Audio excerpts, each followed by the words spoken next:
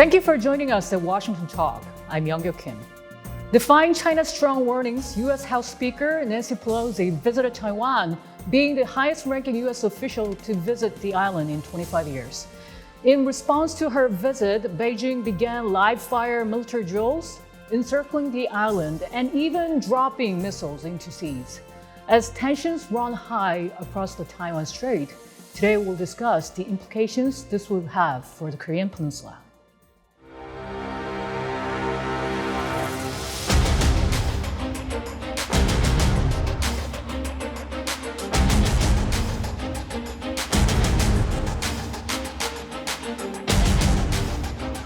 Democrats and Republicans, House and Senate, both sides of the aisle, united in our support for Taiwan.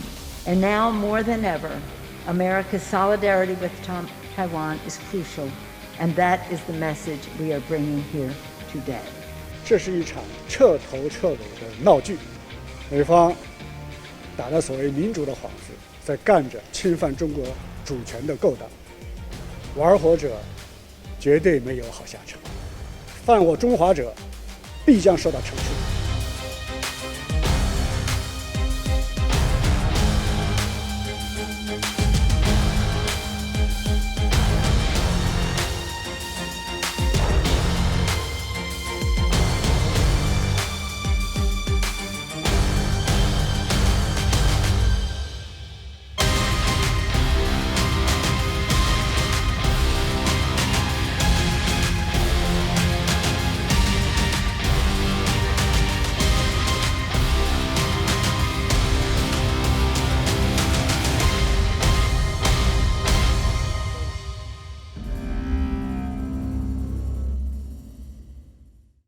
In the studio with me is Mitchell Reiss. Ambassador Reiss was Director of Policy Planning at the Department of State, reporting directly to then Secretary Colin Powell.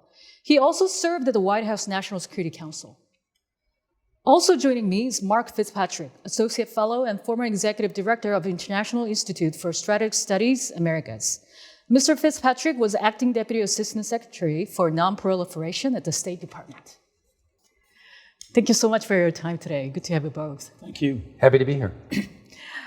First of all, House Speaker Nancy Pelosi has already left, but China is flexing its military muscles towards Taiwan. Some say this is unprecedented move for China, and the White House is saying the U.S. will not seek and does not want a crisis. Ambassador, if we step into the Biden administration's shoes, has the possibility of a crisis occurring across the Taiwan Strait become closer to being realized?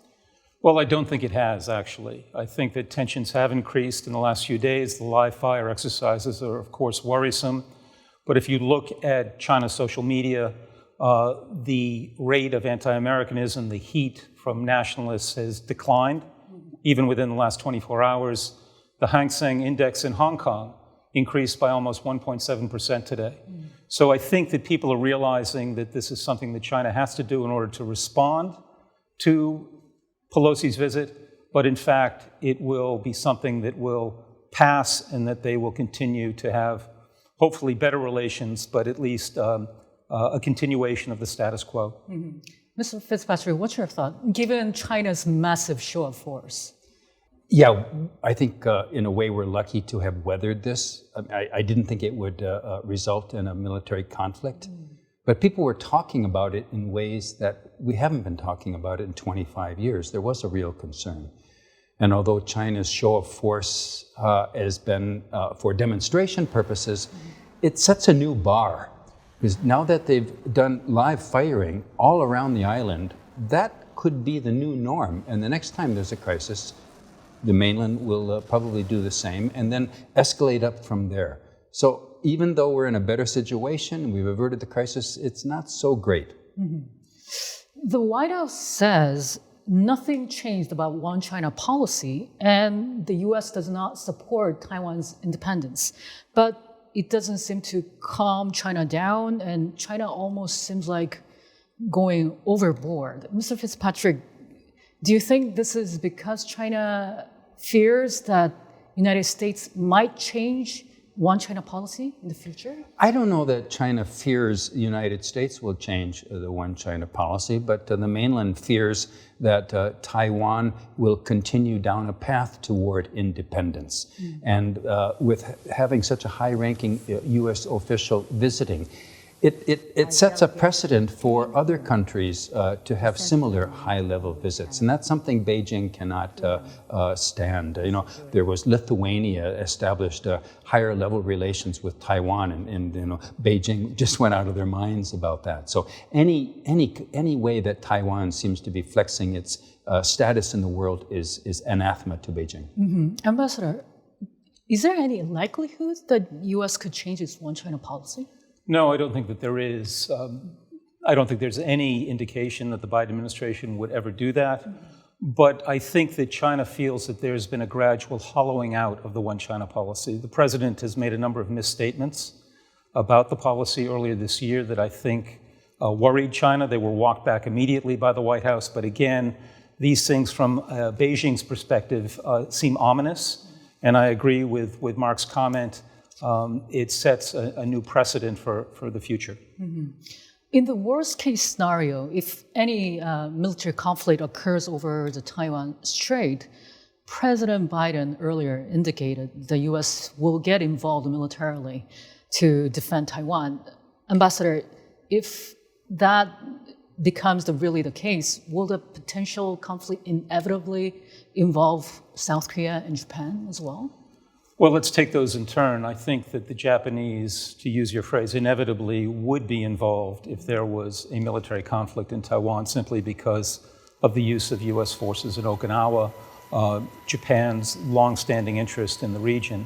With South Korea, it's different. The U.S.-ROK treaty doesn't mandate any out-of-area commitments by South Korea, but it's likely that U.S. troops on the peninsula may be involved, and I would hope that the U.S. would consult with Seoul if that happened.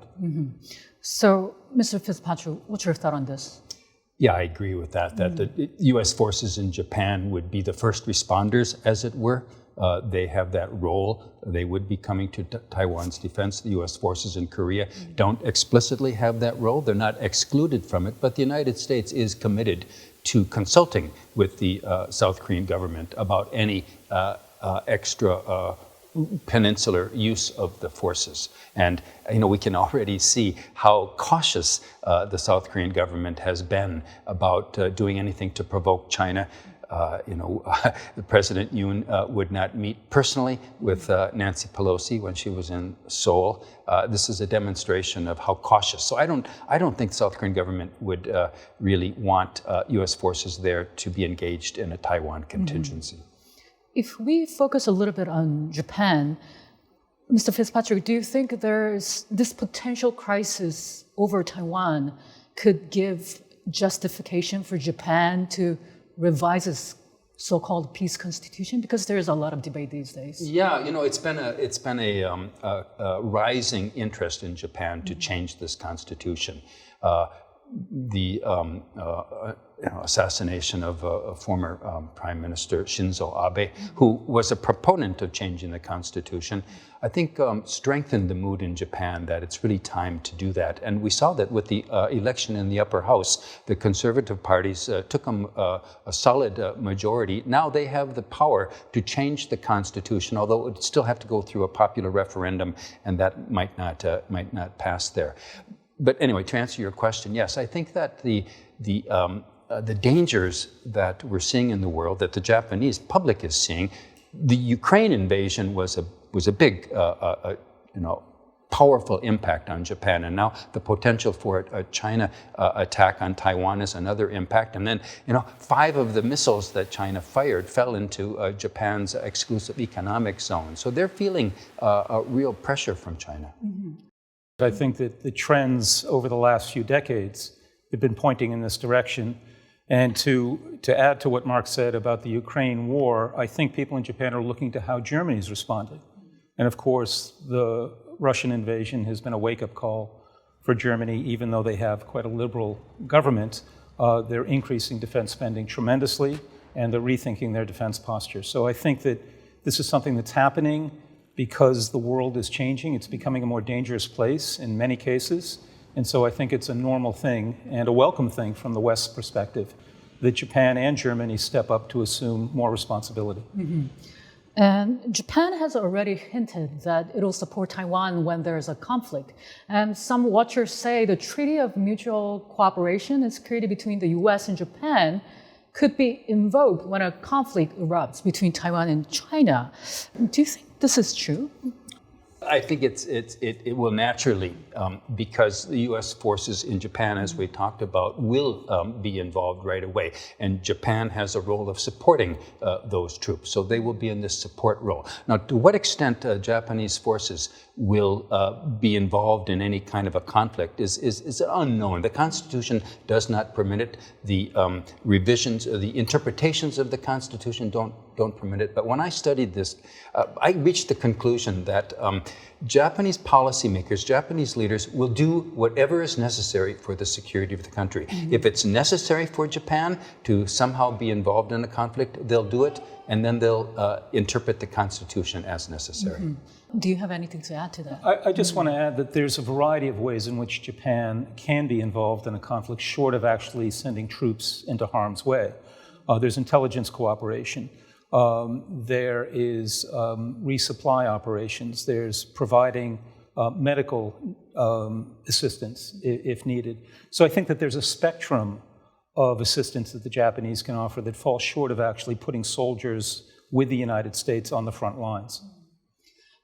If Japan revises the peace constitution and their military becomes more active in the global stage in its role, how is Washington perceives this? Is it welcoming? Because many Asian countries, neighboring countries, and especially South Korea, are very worried about Japan's increasing role militarily on the global stage. I don't know a single Washington analyst or American analyst in general who follows these issues who would not welcome Japan becoming a normalized country when it comes to their military. Revising the Constitution to remove the prohibition on military will change de jure what is already a de facto situation where the Japanese have a very capable armed forces. Beyond changing the Constitution, there are issues such as, will Japan develop offensive strike capabilities? For example, to be able to preemptively take out a North Korean missile before it is launched.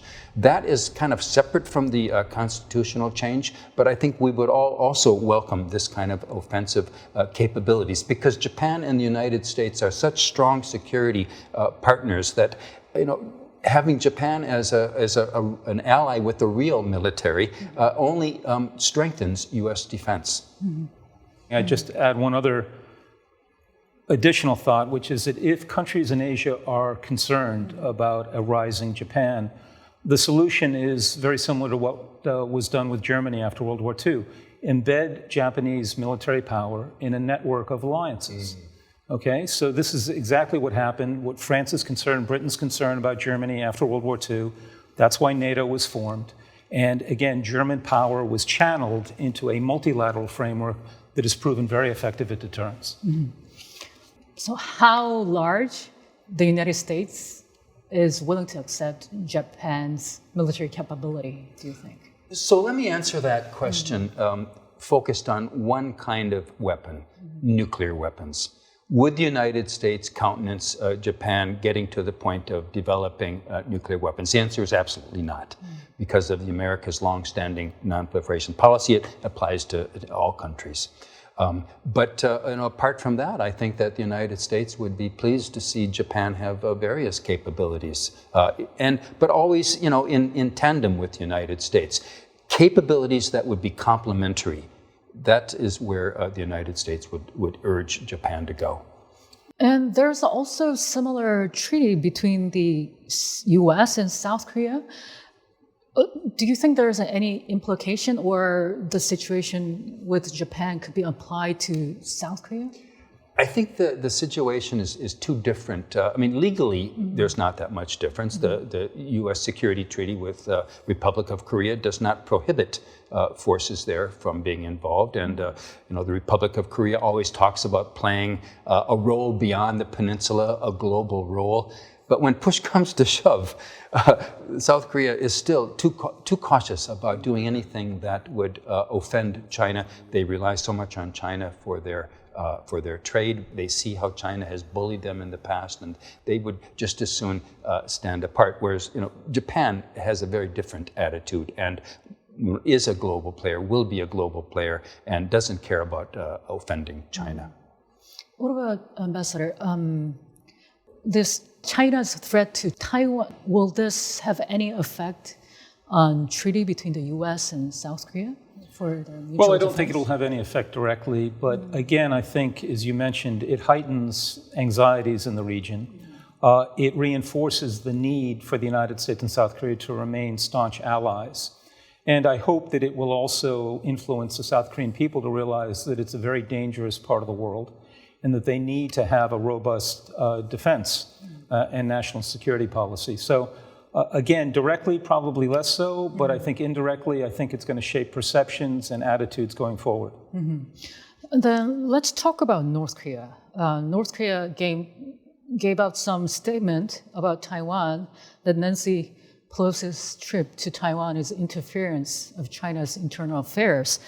What could this possible conflict could mean for North Korea? If there is a conflict over Taiwan, a shooting war in which the United States and China are facing off, it wouldn't necessarily involve the Korean Peninsula, but there are many ways it could escalate to do so. Remember back in the Korean War in the 1950s, there was General MacArthur wanted to use the Korean crisis to help the Republic of China, to help Chiang Kai-shek attack China. And, I could similarly think of how Chinese generals might want to use a Taiwan conflict to create trouble for the United States in Korea. Or they might think that if the United States had to face trouble in the Korean Peninsula, that they wouldn't be able to give the full force of their forces in the Taiwan contingency. So it might be useful for China to encourage Kim Jong-un to do something that would tie down the United States. That's one way that the Korean Peninsula could be involved. I think it depends on to what extent you believe that North Korea is willing to do whatever China wants under different circumstances. And it may be that Mark's scenario is correct. I think that the North Koreans have shown that they don't always respond to what the Chinese want, when they want, how they want. So I'm not quite as concerned about that scenario as Mark might be. And meanwhile, Pelosi also visited South Korea right after Taiwan. She was the first sitting House Speaker to arrive in South Korea in 20 years. She said the congressional delegation traveled to South Korea to reaffirm the treasured ties and the shared commitment to advancing security and stability, economic growth, and democratic governance. Ambassador, how would you interpret the significance of Pelosi's visit to Seoul? Well, again, I think that it reinforces the strong ties between the United States and South Korea. That's always good. I was very concerned that she was not met by the South Korean leadership. I think that that was a mistake. I think that if it was designed to appease China, I don't think it'll be successful. I think that it was insulting to the United States. And I think that it also sent a signal to the world that South Korea wasn't standing up for shared values. That after all, what define the alliance, what define the West, and are so important in terms of why we're different and how we think the 21st century should be shaped. Mr. Fitzpatrick, you said strongly yes when Ambassador said... Yes, I agree. Everything Ambassador Mitchell said, it was insulting. And if it's an attempt to placate China, I don't think it'll work. What it will do, unfortunately, is give China the impression that it can bully South Korea, that it can put pressure on, and South Korea will bend to China's will. And that's really an unfortunate impression to give. Mr. Fitzpatrick, do you think that South Korea is once again trying to do this balancing act between China and the United States? Well, this is, a long-standing preoccupation in South Korean foreign policy that they do have to balance somehow. But I wouldn't overstate that. I mean, they know that, their security, their role is connected with the United States. They have to worry about China, but any balancing will always find South Korea on the part of the United States. But we have these episodes where they don't demonstrate it as strongly as we would like them to. Ambassador, and South Korea's Foreign Minister Park Jin, he's planning to visit China next week as a first official visit in his role. And he's planning, of course, to meet his counterpart, Wang Yi. Do you think South Korea needs to be more clear about where it stands?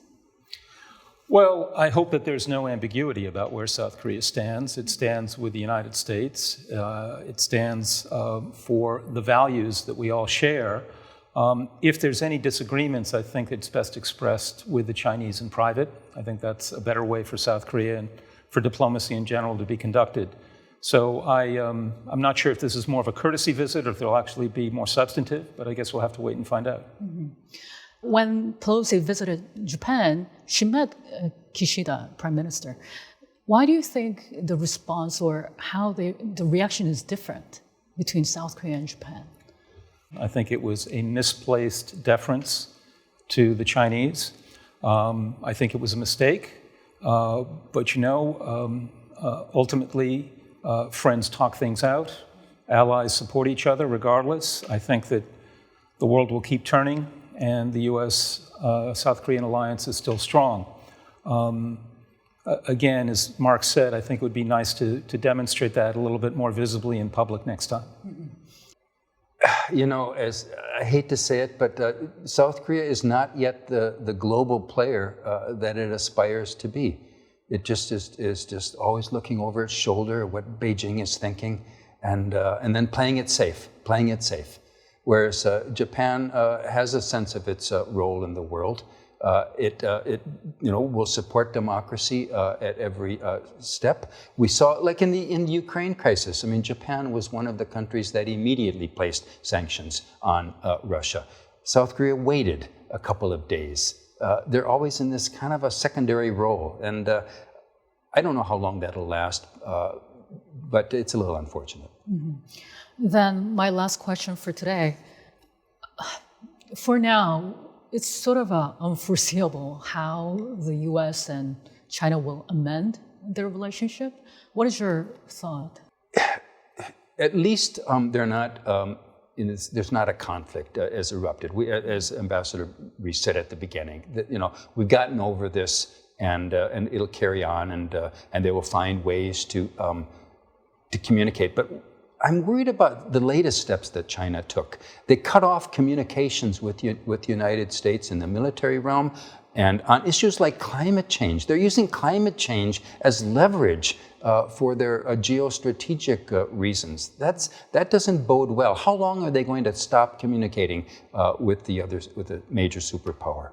I think there'll continue to be communication at the highest levels. I think the two leaders will talk, maybe the foreign ministers, but the defense ministry, military-to-military contacts, I think that Secretary Austin tried to promote that at the Shangri-La conference. He was rebuffed. We don't have the network of communications that we had during the Cold War with the Soviet Union. And so those provide some buffers and some guardrails when things get tense. And so I agree with Mark, is that they need to be constructed. I don't see that happening anytime soon. Mm-hmm. Both South Korea and Japan, the two main allies of the United States in East Asia, are concerned about repercussions that could follow Speaker Pelosi's visit to Taiwan. However, many people saw a stark contrast between how she was greeted in South Korea and how she was greeted in Japan. Ambassador Reiss and Mr. Fitzpatrick, thank you so much for your time today. Thanks for having us. Thank you. And this was my last show with Washington Talk. Thank you so much for joining us every week for the past 2 years. It was a great pleasure. Washington Talk will be back next week.